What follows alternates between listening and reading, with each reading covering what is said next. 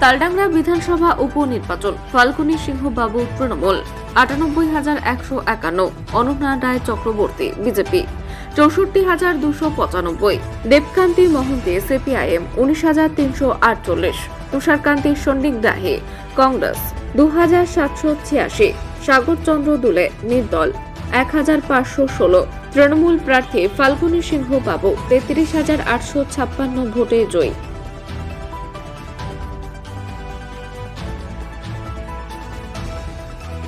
দাদা বিপুল ভোটে জয়লাভ করলেন, কি বলবেন?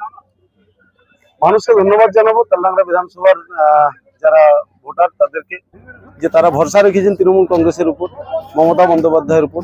বাংলার মানুষের এমনিতেই মমতা বন্দ্যোপাধ্যায় খুব কাছের, তার উপর বিশ্বাস অটুট, সেই বিশ্বাসেরই ফল প্রকাশে আজকে হলো। লক্ষ্মী ভান্ডার কতটা প্রভাব ফেলেছে? দেখুন, লক্ষ্মীর ভান্ডার পার্টিকুলার ওইভাবে না দেখে আপনারা একটা জিনিস দেখুন, যে মমতা বন্দ্যোপাধ্যায়ের যে কর্মযোগ্য, সেই কর্মযজ্ঞে সাধারণ মানুষ উপকৃত হয়েছে। নাহলে এই তালডাংরা বিধানসভা 33,000-এর বেশি ভোটে জেতা অতীতে কোনোদিন হয়েছে বলে আমার জানা নেই।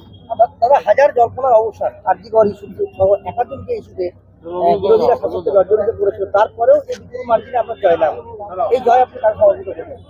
অবশ্যই মামাটি মানুষকে সমর্পিত করব এবং আমাদের নেত্রী মমতা বন্দ্যোপাধ্যায়কে উৎসর্গিত করব। এবং আরেকটা কথা না বললেই নয়, আজকে আমাদের দলনেতা, আমাদের যিনি সর্বাধিনায়ক, সর্বভারতীয় তৃণমূল কংগ্রেসের সাধারণ সম্পাদক অভিষেক বন্দ্যোপাধ্যায়, তার সুযোগ্য নেতৃত্বে তৃণমূল কংগ্রেস যেভাবে মানুষের পাশে থেকে কাজ করার চেষ্টা করছে, তার সুফল এই উপনির্বাচনে পাচ্ছি আমরা। আগামী 26-এর নির্বাচনে আপনারা মিলিয়ে নেবেন, আরো জয়ের মার্জিন বাড়বে। এত মার্জিন হবে আশা করেছিলেন? একদম, যেদিন ভোট হয়েছে সেদিনই তো বলেছি 30,000-এর বেশি ভোটে জিতবে। অনেকে হয়তো বলছিলেন 17,000, 18,000, 12,000। আপনার প্রথম কাজ কি থাকবে? প্রথম দ্বিতীয় বলে কিছু নেই, কাজ করতে হবে। এলাকায় এখনো টুকটাক যে সমস্ত কাজগুলো বাকি আছে সেগুলো করতে হবে। আমাদের প্রাক্তন বিধায়ক যে উন্নয়নযোগ্য এখানে শুরু করেছিলেন, তিনি বর্তমানে সাংসদ, তিনি কিছুটা সামালছেন। আমি বিধায়ক হিসাবে তাতে আরো একটু গতি দেওয়ার চেষ্টা করব। আগামী দিনে কি সব রকম ভাবে এই বিধানসভার মানুষের পাশে থাকবেন? অতীতেও ছিলাম, বর্তমানেও আছি, ভবিষ্যতেও থাকবো। বিরোধীদের উদ্দেশ্যে কি বার্তা দেবেন? বিরোধীদের বলবো যে তৃণমূল কংগ্রেসকে গালি দিয়ে, মমতা বন্দ্যোপাধ্যায়কে কালিমা লিপ্ত করে বাংলার মানুষের মন জেতা যায় না।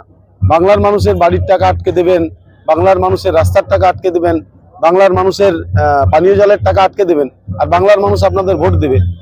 এই বুজরুকির রাস্তা থেকে বেরিয়ে এসে বাংলার মানুষের উন্নয়নের দিকে হাত বাড়ান, আর আমাদের রাজ্য সরকারের বকেয়া যা পাওনা আছে সেগুলো মিটিয়ে দিন। যদি তাহলে আপনাদের দিকে মানুষ অন্তত মুখ ফেরান। Thank you.